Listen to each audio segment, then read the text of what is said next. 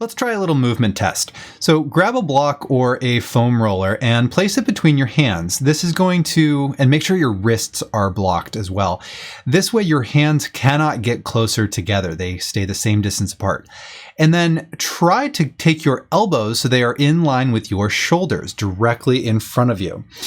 And without letting your elbows flare out and without allowing your hands to get closer together, try to get to this middle position here where your elbows are directly over your shoulders. And I bet you cannot do that without cheating, either elbows out, hands in, or arching your back. And we're going to find out why that is in today's episode. We're talking about the tension limitations to motion. Let's get to it. Hey, real quick, make sure you like this video, subscribe to my channel, and share this video with your anatomy-loving friends. Also, see part 1 of this video series because we talked about compression in the last episode, and it might help you clarify some topics that we're going to talk about in today's episode. So check that out first if you need to. Okay, let's talk about tension. Hello again, this is Anthony Davis with Shapeshift Wellness, and today we're talking about tension, specifically how tension prevents you from reaching overhead. This is the second video in I think now it's a 5-part series. I added a video to this. So we're talking about how tension restricts your motion overhead. Last time we talked about how compression prevents you from reaching overhead because if you internally rotate while you're trying to reach overhead, there's just no room.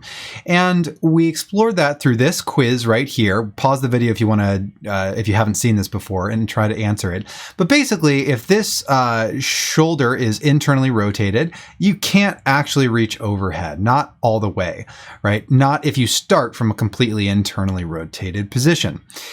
So in order to prove that to ourselves, we did this little test where you reach your hands out to the side, and you can try this if you haven't seen this before, and you point your thumbs straight down and then you try to reach overhead. And what'll happen is that you cannot do it because as you try to reach overhead, there's a block.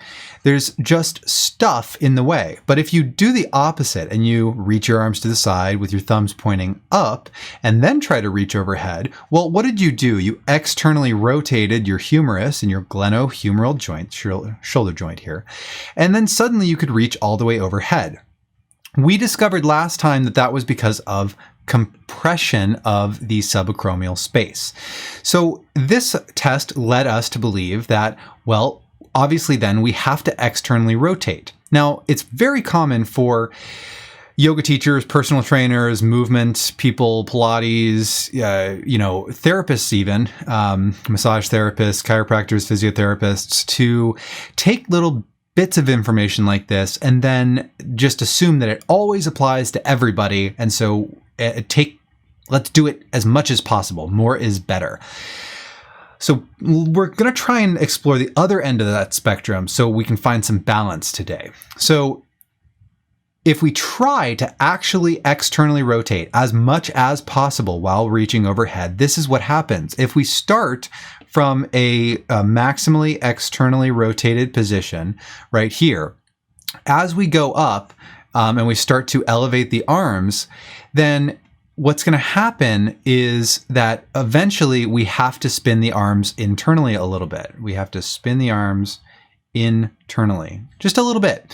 Now, we don't end in an actually internally rotated position, right? Because this position right here, this last position, even though we had to internally rotate from the starting point, so our starting point was maximally externally rotated. So we had to back away from the external rotation, which means our movement was a movement of internal rotation. Our final resting position was still technically in external rotation relative to neutral. I'll explain that, so hang on to your hats.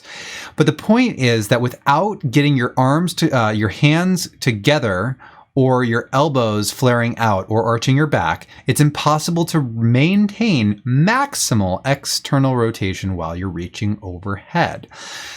So we come back to this original question of like, all right, so are we supposed to internally, are we supposed to externally rotate? What are we supposed to do? So let's try to make some sense out of that. But first, we need to talk about a force. It's just a force of physics, and it's called torque.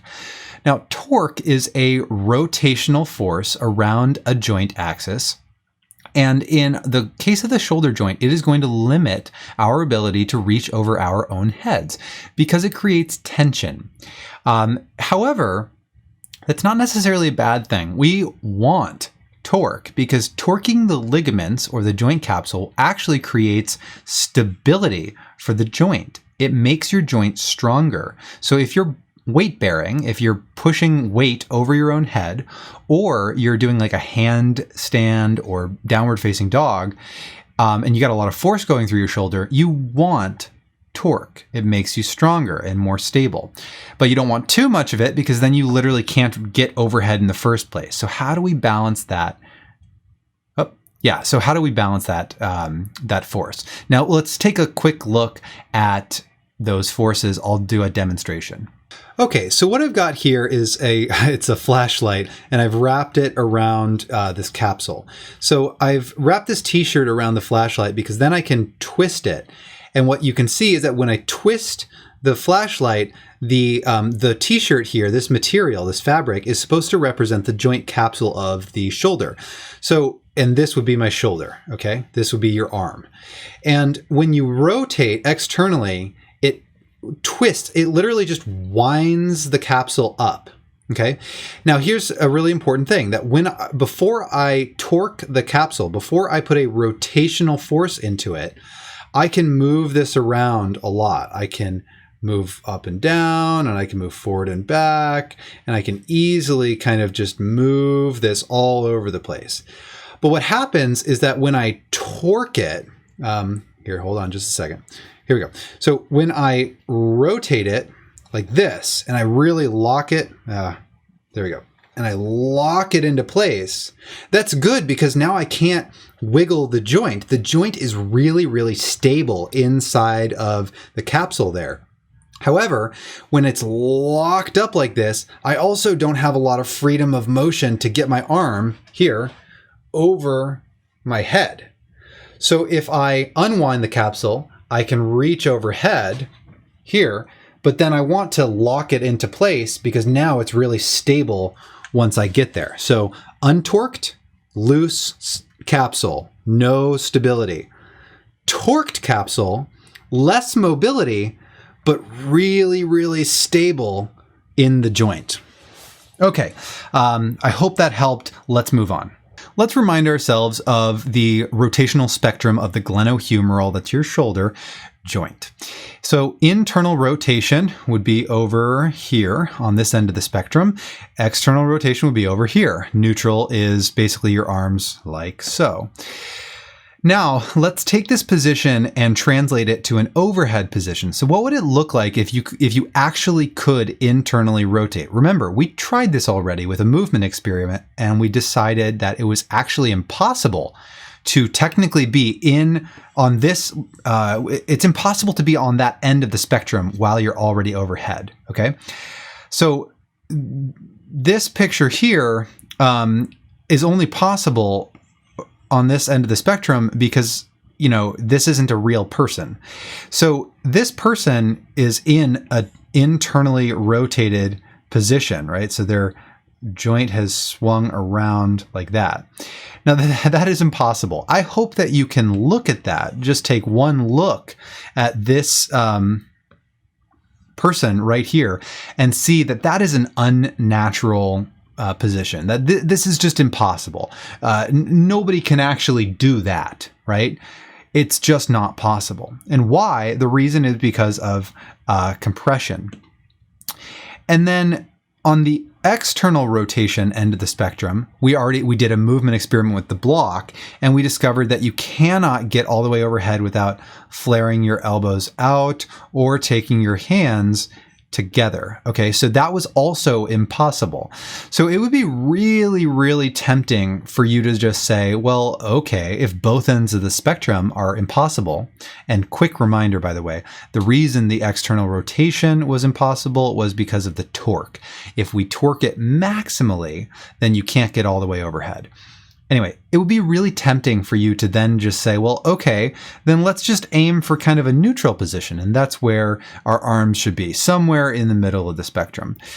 That's not quite right. Tempting, it's a good guess, but it's not quite right. And here's why. So we've got what I am calling a Goldilocks zone. So we need some external rotation to get overhead, but we cannot get really, and you can try this. Take your head, your arms over your head, with your forearms directly over your actual head, and try to take that arm. I'm going to back off. Try to internally rotate once you're already maximally overhead, and you can't. If I try to do it, I hit a block. I can't get further than my own head. I cannot actually explore into this end of the spectrum at all. I can't get past even neutral. So the Goldilocks zone, what I'm calling that is, this is not a real term. I'm making this up.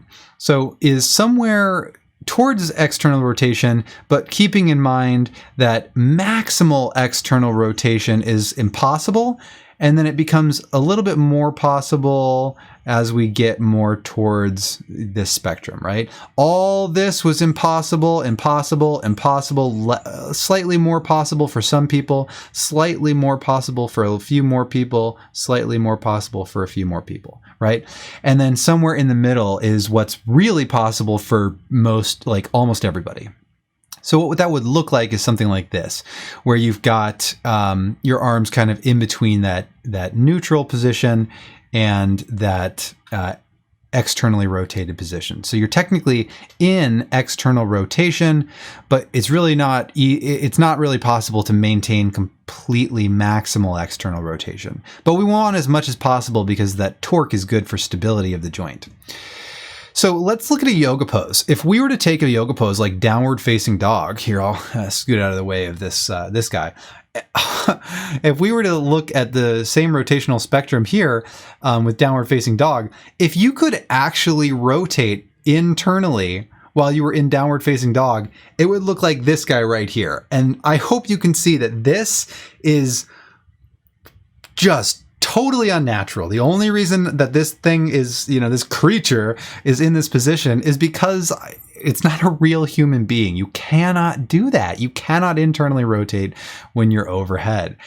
So again, we've got this same Goldilocks zone where it's, what I like to tell students when we're in downward facing dog is I say, all right, you're in downward facing dog, just bend your elbows a little bit. And you can try this, by the way, go try this on your mat, is try to bend your elbows, and if your elbows flare straight out to the sides, then you're moving towards that internally rotated end of the spectrum, and therefore your limitation in motion is going to come from compression. All right, that's what's too much compression. That's what's going to limit your motion there. And if you've already got impingement issues, then it's not going to feel great. Okay. However, if you try to bend your elbows and they flare straight back towards your feet, like you're going down into dolphin or like a forearm plank, then you're really doing a good job of maintaining that external rotation torque. Now, it's not going to be possible for most people to get completely straight elbows where your elbows go exactly straight back towards your feet for the reasons we've already discussed. It's not possible to maintain maximal torque because there's too much tension limiting your motion. But it's going to be somewhere in between. It's going to be the Goldilocks zone is going to be basically, right in here, right in between these two poses, the neutral and the external rotation. Okay, so let's just make this real simple now. The main takeaway about tension is that, well, okay, so what? So how do we strike a balance between? We already explored in the previous video that too much compression will prevent you from reaching overhead. And how do you avoid compression? Well, you need to externally rotate to clear some space to reach overhead. But if you try to maximally externally rotate, you run into tensional restrictions of motion. So here's my advice for you, is just to ride the torque. That's it. Try to externally rotate as much as you can, but realize you're going to have to back away from that position a little bit. And everybody's going to be a little different. Everybody's going to have to back off. You know, somebody's going to be able to back off just a little bit. Somebody's going to have to back off quite a bit, but just ride that torque. So give yourself enough freedom to reach over your head. And even if you're not completely externally rotated, that's okay. But once you get there, then screw your arm into place and try to lock in the torque so that you have that really strong stability. And this matters much more when you're weightlifting, if you're doing overhead presses, or if you're doing some kind of handstands or something like that, or downward facing dog. If you've got some force going through the shoulder, this matters a lot more. If you're just reaching over your own head, well, you're still going to end up in a technically externally rotated position, no matter what. You cannot do internal rotation. We already proved that. So again, my advice here is to just ride the torque. Give yourself some natural mobility, reach overhead, and then once you get there, if you try to ride that external rotation, try to get as much of it as you can, realizing that maximum is impossible. Fair enough? So in the next video, we're going to talk about what the scapula is doing during this whole overhead motion kind of business. How does the scapula come into play? What do we do about that? And I hope that this video tried to settle that balance between the external, internal rotation, the balance between compression and tension, and how do we deal with these opposing forces? And how do we do that in a way that we don't walk away thinking like really, tunnel vision, just like this is the only way, this is the only fact that matters. This mini series here is, meant to talk about compression and tension and the scapula and how do you get there, and then put all that together so that you can make informed choices without being dogmatic about your movement. So stay tuned, like this video, subscribe to the channel so that you know when I release future videos like in this mini series. And I will see you in the next episode.